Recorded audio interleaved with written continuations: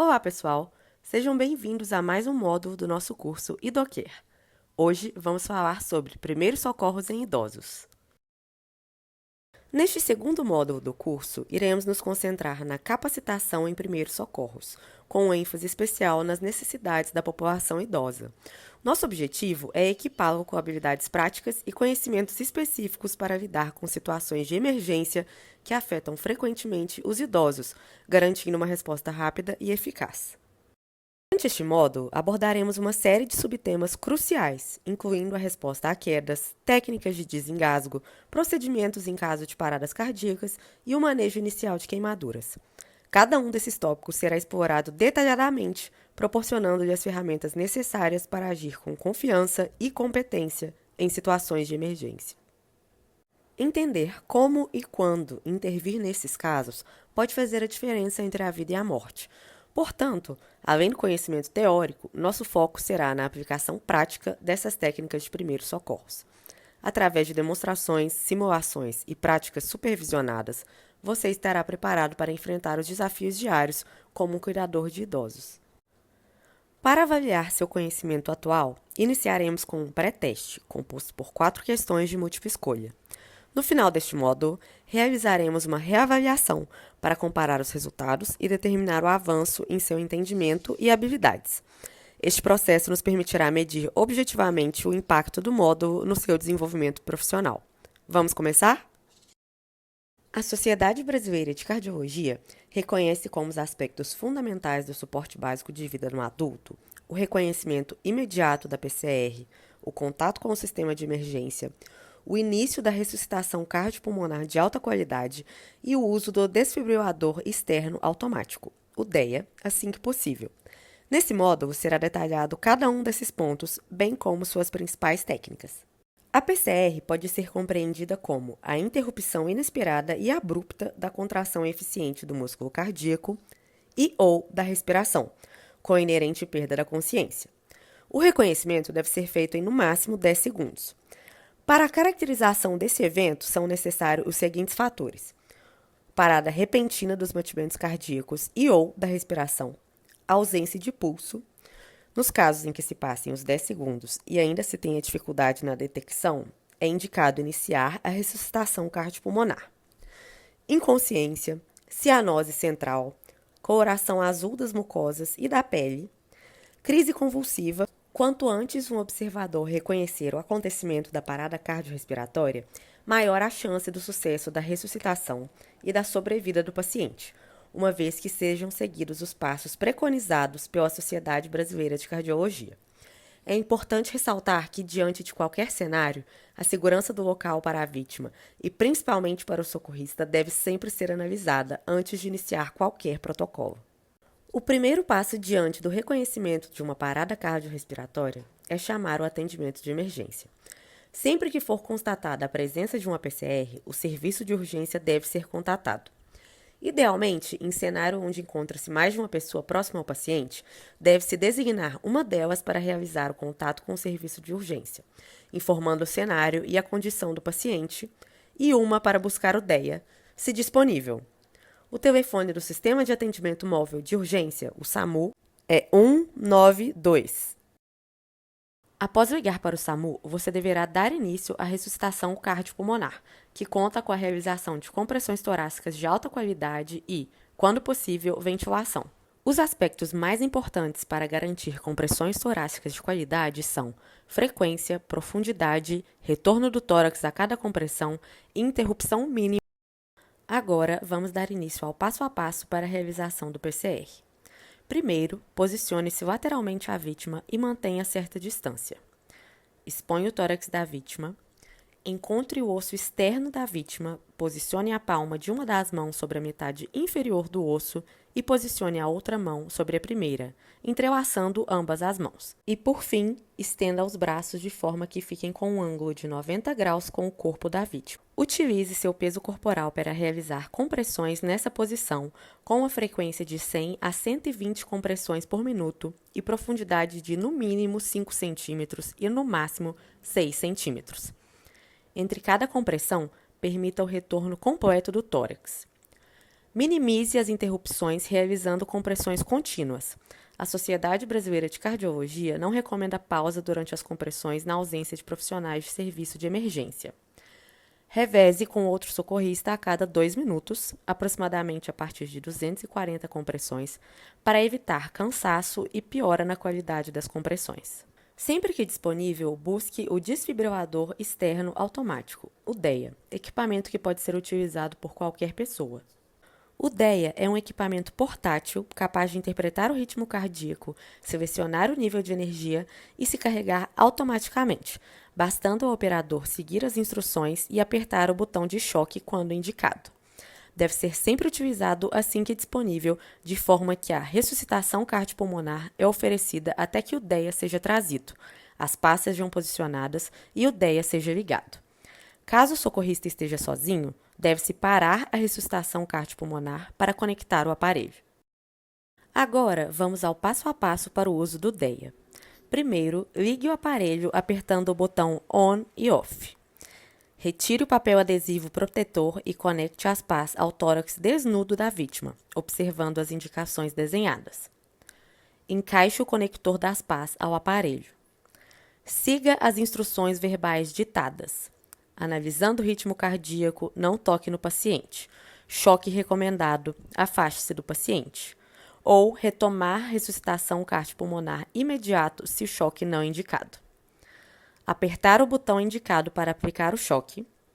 Reiniciar a ressuscitação cardiopulmonar imediatamente após o choque, com o DEA ainda conectado. A cada 2 minutos, o aparelho irá analisar automaticamente o ritmo e ditar instruções. Não desconectar o aparelho, desligá-lo ou remover as pás até que o serviço de emergência chegue, mesmo se a vítima recobrar consciência.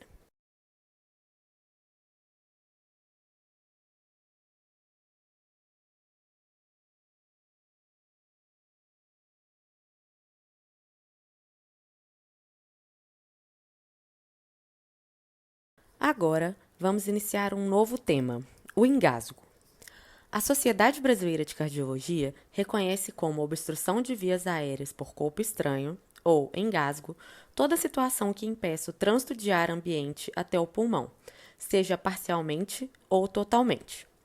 A obstrução pode se desenvolver por causas intrínsecas, como o relaxamento da língua, ou extrínsecas, como aspiração de corpo estranho ou alimentos.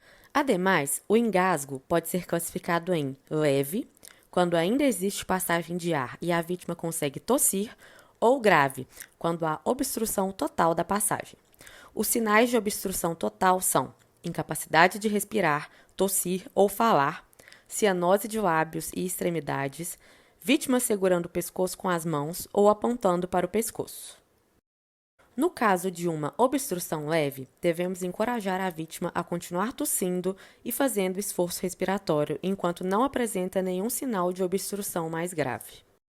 Agora, no caso de uma obstrução grave, porém com a vítima consciente, é necessário realizar a manobra de Heimlich. Vamos agora aprender o passo a passo da manobra de Heimlich. Primeiro, posicionar-se posteriormente à vítima, com seu tórax pressionado às costas. Posicionar a mão fechada sobre a boca do estômago e a outra mão por cima desta. Realizar compressão abdominal com as 2 mãos para dentro e para cima, como se quisesse levantar a vítima do chão. Observar se a vítima expeliu o corpo estranho e se retornou à sua respiração normal. Já numa obstrução grave com a vítima inconsciente, é necessário apoiar a vítima no chão e ligar para o serviço médico de emergência imediatamente, e, em seguida, iniciar a ressuscitação cardiopulmonar. Cada vez que a via aérea for aberta para realizar a ventilação, deve-se verificar rapidamente a cavidade oral em busca do corpo estranho. Caso seja visível, deve ser removido e, então, continuar a ressuscitação se ainda necessário.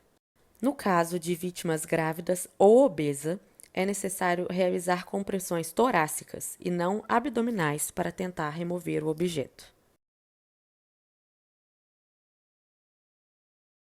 Agora, mudando de tema, vamos falar sobre queimaduras. As queimaduras representam uma preocupação significativa em pacientes idosos, especialmente devido à sua menor capacidade de reação e às limitações físicas comuns nessa faixa etária. Além disso, alguns idosos podem apresentar neuropatias e perdas sensitivas, o que pode alterar sua percepção de dor e dificultar o reconhecimento das lesões. Portanto, é crucial que os cuidadores estejam atentos a outros sinais de gravidade, além da dor, para garantir um manejo adequado da situação. As queimaduras resultam da exposição a agentes que produzem calor excessivo, levando à destruição dos tecidos corporais e à morte celular. As queimaduras são classificadas de acordo com a profundidade, sendo primeiro grau, caracterizado por lesões na epiderme e eritema, segundo grau, envolvendo epiderme e parte da derme, com eritema e bolhas, e terceiro grau, afetando epiderme e derme, com pele branca nacarada. A extensão da queimadura é avaliada usando métodos como a regra dos 9 ou o tamanho da palma da mão para áreas menores. Em adultos, uma queimadura é considerada grave quando mais de 20% da superfície corporal é afetada. No entanto, diversos outros fatores devem ser avaliados para classificar uma queimadura como grave ou não. Estes incluem idade acima de 65 anos, presença de lesão inalatória, politrauma, doenças pré-existentes, queimaduras químicas ou elétricas, quais outras áreas foram afetadas, como olhos, orelhas, face, pescoço, mão, pé, região inguinal e órgãos genitais, além de grandes articulações e estruturas profundas, como ossos, músculos, nervos e ou vasos desvitalizados. Outros fatores, como violência, maus tratos e tentativa de autoextermínio, também são considerados. Avaliar o estado clínico geral do paciente é crucial para determinar a necessidade de tratamento hospitalar. Todos esses fatores influenciam na tomada de decisão entre tratamento domiciliar e busca por um atendimento hospitalar.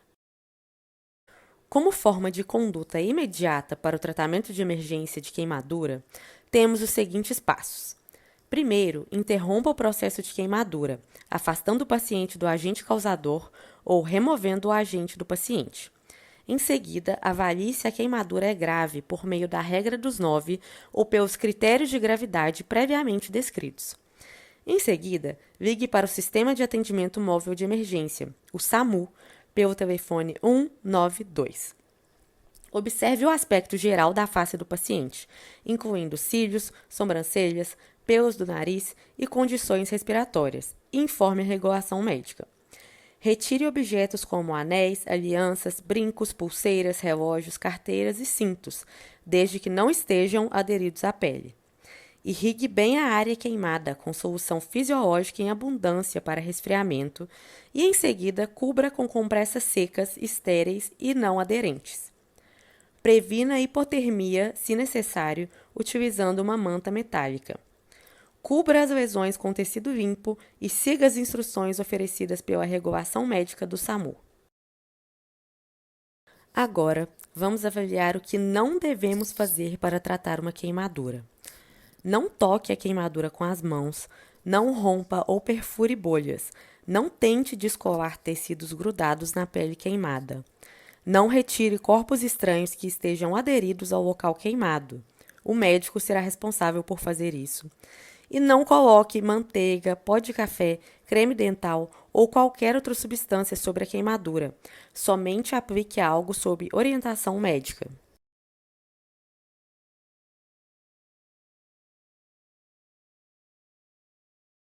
Agora, vamos falar sobre quedas.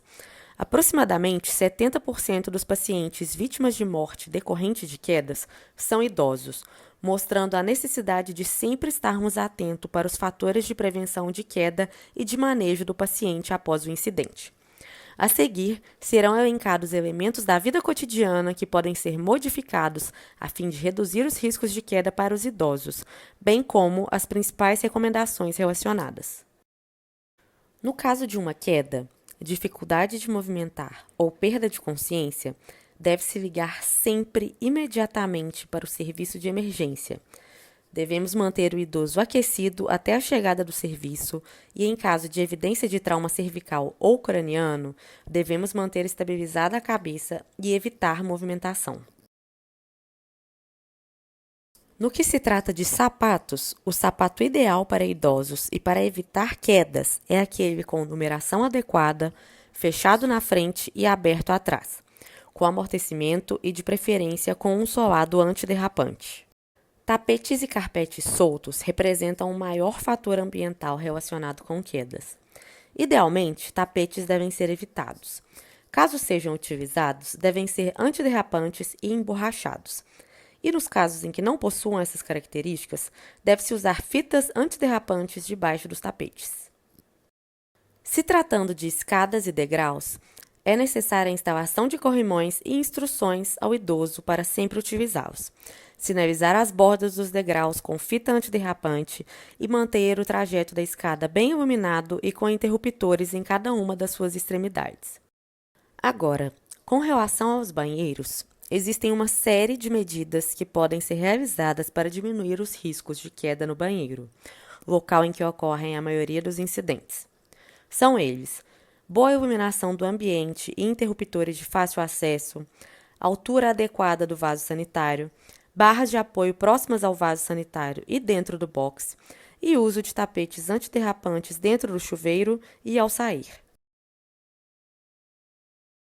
Já na cozinha, é recomendado evitar o uso de panelas pesadas, instalação de fitas antiderrapantes em frente à pia e ao fogão e manter os utensílios em locais de fácil acesso. Na sala, recomendamos retirar todos os tapetes, manter as passagens sempre livres, sem fios, brinquedos ou objetos que possam apresentar obstáculo, e utilizar sofás e poltronas de altura adequada, com braços que permitam apoio ao se levantar. E no quarto, a instalação de interruptor ou abajur próximo à cama, certificar que a cama possui uma altura adequada, retirar todos os tapetes, principalmente próximos da cama, e sempre instruir o idoso a não levantar-se rapidamente da cama, sempre esperar por volta de 1 minuto sentado antes de se levantar, a fim de evitar tonturas e quedas. Finalizamos nosso segundo módulo com uma ampla compreensão dos desafios associados ao cuidado geriátrico em situações de primeiros socorros. Através dos tópicos abordados, percebemos a importância de uma intervenção rápida e precisa para evitar complicações mais graves. De temas como parada cardiorrespiratória e engasgos, até queimaduras e quedas, aprendemos sobre as nuances que afetam essa população vulnerável e como intervir de maneira eficaz. O conhecimento adquirido deve ser aplicado para garantir o bem-estar dos idosos em nossa comunidade. Além de identificar os sinais de alerta, como a perda de consciência ou dificuldades respiratórias, agora temos um conjunto de ferramentas e estratégias para melhorar a qualidade de vida dos idosos que estão sob nosso cuidado. O gerenciamento adequado dessas situações pode fazer a diferença entre o resultado positivo e uma complicação grave. Por isso, é fundamental continuar a desenvolver nossas habilidades e manter-se atualizado com as melhores práticas. À medida que avançamos para os próximos módulos, queremos agradecer pelo seu empenho e dedicação ao aprendizado. O cuidado com os idosos é um compromisso que exige paciência, compreensão e conhecimento especializado. Estamos confiantes de que as habilidades e insights que você adquiriu neste módulo serão úteis em sua jornada profissional e pessoal. Agradecemos por sua participação e esperamos que continue a aplicar essas lições para fazer a diferença na vida dos idosos que você cuida. Boa sorte e até o próximo módulo!